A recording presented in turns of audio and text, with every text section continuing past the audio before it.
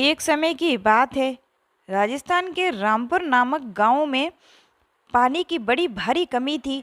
गांव की स्त्रियों को कहीं दूर एक कुएं में से पानी भरकर लाना पड़ता था।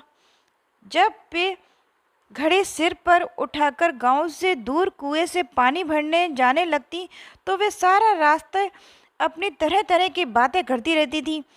एक बार चार स्त्रियां कुएं से पानी भरने जा रही थीं। रास्ते में वे अपने अपने बेटों की प्रशंसा करने लगीं। पहली स्त्री राधा ने कहा, मेरा बेटा मोहन गाने बजाने का बड़ा शौकीन है। हमने उसे शहर भेजकर संगीत की शिक्षा दिलाई है। वह अपने गीतों से लोगों का मन मोह लेता है।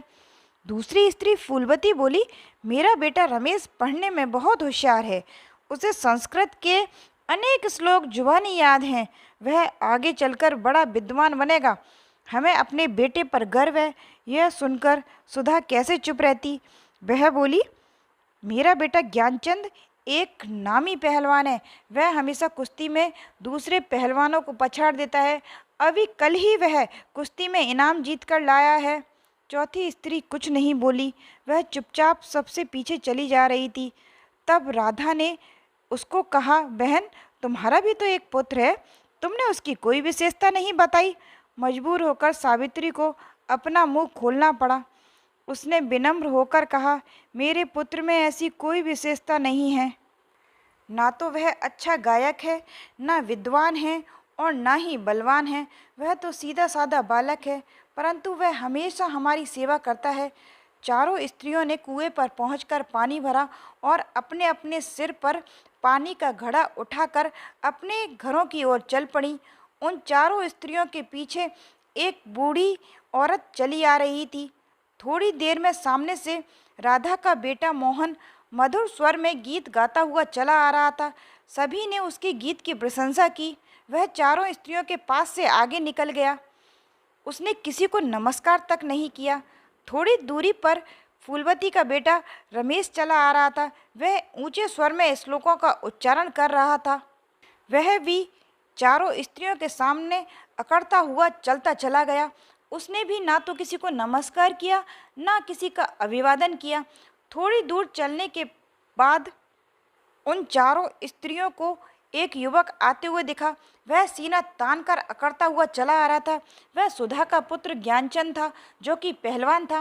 वह भी मस्ती में चलता हुआ सब स्त्रियों के पास से आगे निकल गया। थोड़ी दूर आगे आने पर उन्होंने एक और नवयुवक को देखा। उसने बड़ी विनम्रता के साथ सब स्त्रियों को नमस्कार किया। दौड़कर अपनी माँ सावित्री के सिर से पानी का घड़ा उतारकर अपने कंधे पर रख लिया। वह अपनी माँ के साथ घर की ओर चल दिया। इसी बीच सुधा ने पीछे चली आ रही बूढ़ी औरत से पूछा, माँ जी, आपने तो हम चारों के पुत्रों के बारे में सुना ही और अब उनको देख भी लिया। आप बताएं कि हम में से किसका पुत्र श्रेष्ठ है। बूढ़ी औरत ने उत्तर दिया, हाँ, मैंने कुछ नवयुवकों को रास्ते में जाते हुए देखा था। उनमें से एक तो गाना गाता हुआ जा रहा था, दूसरा जोर जोर से श्लोक पढ़ रहा था, तीसरा कुछ पहलवान जैसा लग रहा था। मैंने उन तीनों की ओर कोई विशेष ध्यान नहीं दिया। मुझे तो एक ही हीरा नज़र आया जिस पर मेरी नज़र पड़ी, जिसने अपनी माँ के सिर से पानी का घड़ा उतार कर अपने कंधे पर रख लिया। सच्चे हीरे की रोशनी तो आंख बंद कर कर भी नजर आ जाती है। मेरे विचार से वही एक सच्चा पुत्र है। उस बूढ़ी औरत का उत्तर सुनकर सावित्री का सिर गर्व से ऊंचा हो गया। अन्य स्त्रियों का घमंड चूर चूर हो गया। बूढ़ी औरत ने बिल्कुल सच्ची बात कही थी। सच्चा पुत्र वही है जो अपनी माता पिता की सेवा करता है और किसी की दिक्कत को पल भर में महसूस कर लेता है। मेरी कहानी अच्छी लगी हो दोस्तों तो लाइक करना। मिलते हैं अगली कहानी के साथ। जय श्री राम।